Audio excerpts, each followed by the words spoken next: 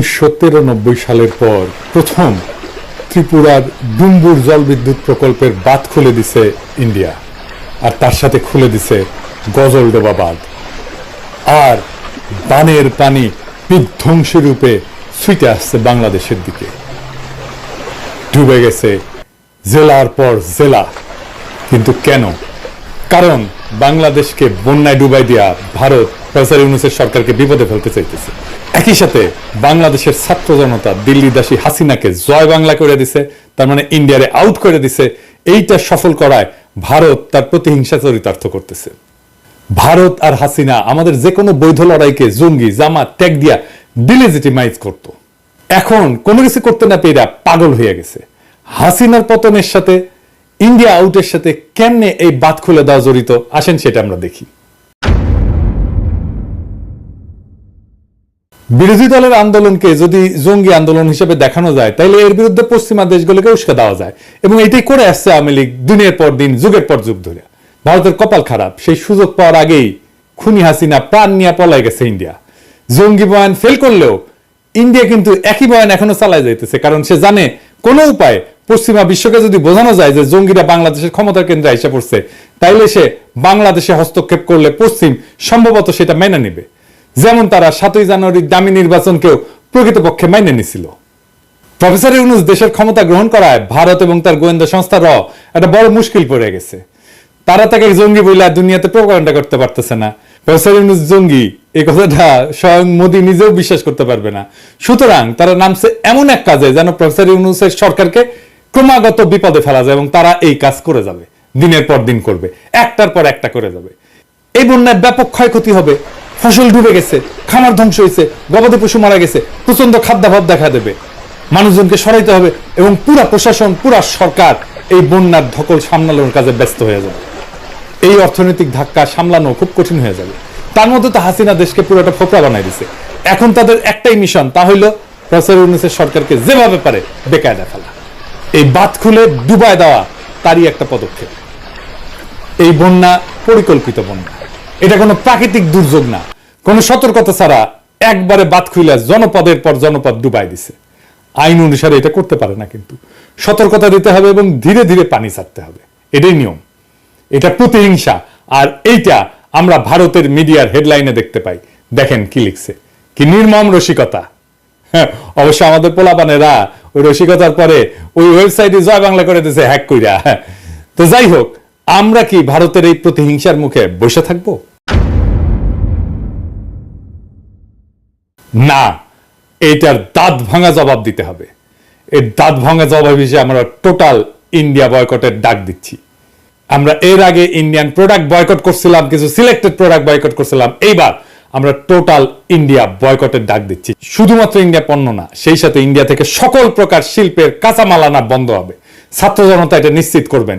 তৃতীয় দেশ থেকে কাঁচামাল আনলে খরচ যদি কিছুটা বেশিও পড়ে, সেইটা আওয়ামী চাঁদাবাজি বন্ধ হয়, শিল্পের মালিকানা পুরোপুরি পুষায় নিয়েও লাভের খাতায় কিন্তু থাকবেন। আমাদের সাপ্লাই চেইন ইন্ডিয়া থেকে সরায় নেওয়ার এটাই মোক্ষম সময়। একই সাথে ভারতের সকল এয়ারলাইন্সকেও বয়কট করা হলো। ইন্ডিয়ান কোন এয়ারলাইন্সে কেউ টিকিট কাটবেন না, কোন বন্দরে ভারতীয় মালামাল খালাস করবেন না, কোন দোকানে ভারতীয় পণ্য পাইলে সেটা এখন ধ্বংস করবেন। আমরা এর আগে বলছিলাম তুলে নিতে বলবেন, না রাখতে বলবেন, কিন্তু এখন বলতেছি এটা ধ্বংস করবেন। কোন ভারতীয় পণ্য বহন করবেন না, কোন পরিবহন যেন না পায় পণ্য নিয়ে আসার জন্য। ওরা ভিসা সেন্টার বন্ধ করে দিছে, খুব ভালো করছে। আর যেন না খোলে। ওরা মৈত্রী ট্রেন নাকি চালাইতে উৎসাহ পাইতেছে না, চালাইস না, আমরা খুব খুশি। না চালাইলে আমরা সবচেয়ে খুশি হব। সরকারকে আহ্বান জানাচ্ছি, ভারতের সাথে সকল চুক্তি উন্মুক্ত করেন, যা যা এক্ষুনি বাতিলযোগ্য সেইগুলো বাতিল করেন। মোংলা পোর্ট দিয়ে দিচ্ছেন, ট্রানজিট দিচ্ছেন, সব বাতিল করেন। টোটাল ইন্ডিয়া আউট বাস্তবায়ন করে আমরা ইন্ডিয়াকে উচিত জবাব দেব, যা তারা বহু যুগ মনে রাখবে। আর কি করব?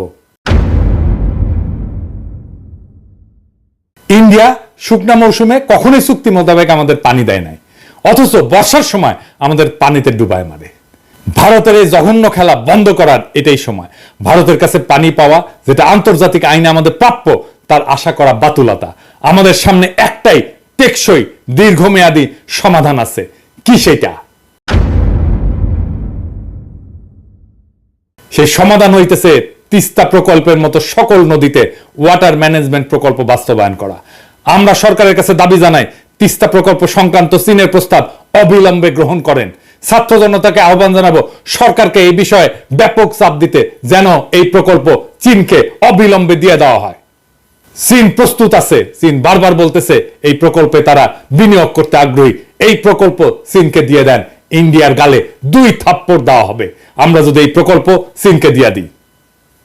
ফাইনালি ভারত বন্ধু আর ভারতকে কিছু আখেরি কথা বলতে চাই, কান খুইলা শুনে রাখেন।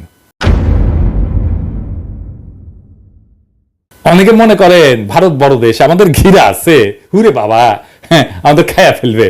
হ্যাঁ জি না, ভারত আমাদের ঘিরা নাই, আমরা ভারত দিয়ে বেষ্টিত না। ভারত বরং চারিদিকে শত্রু রাষ্ট্র দিয়ে বেষ্টিত। সরাসরি শত্রু না হইলেও তারা ভারতের বন্ধু না, যারা ভারতকে বেষ্টন করে আছে। ম্যাপটা খুলে দেখেন, একদিকে পাকিস্তান, চীন, নেপাল, বাংলাদেশ, আর ওইদিকে মায়ানমারের গণতন্ত্রকামীরা জিতে গেলে ওরা বাম্বু দেবে ইন্ডিয়াকে সকাল বিকাল। ইন্ডিয়াকে ঘিরে ফেলা হয়েছে চারিদিক থেকে, চারিদিকে ওর হোস্টাইল টেরিটরি। আর আমরা তিস্তার চায়নাকে ডেকে না চিকেন নেক চাইপা ধরবো। 15 বছর ফ্যাসিবাদের ঘানি টানাইছে ইন্ডিয়া, এইটার মূল্য ইন্ডিয়াকে চুকাইতে হবে কড়ায় গন্ডায় আগামী 50 বছর ধরে।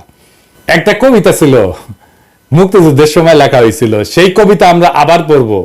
তুমি আমার আকাশ থেকে সরাও তোমার ছায়া, তুমি বাংলা ছাড়ো। তুমি আমার বাতাস থেকে মোছো তোমার ধুলা, তুমি বাংলা ছাড়ো। তুমি আমার জলস্থলের মাদুর থেকে নামো, তুমি বাংলা ছাড়ো। শত্রু দেশের সাথে কোনো ডিলিংস না, ইন্ডিয়ার সাথে কোনো ডিলিংস না। যারা শত্রু দেশের সাথে হাত মিলাবে তাদের ক্ষমা নাই। ইনকিলাব জিন্দাবাদ।